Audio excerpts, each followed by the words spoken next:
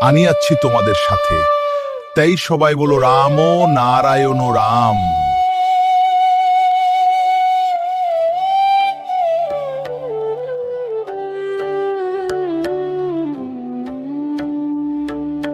Ram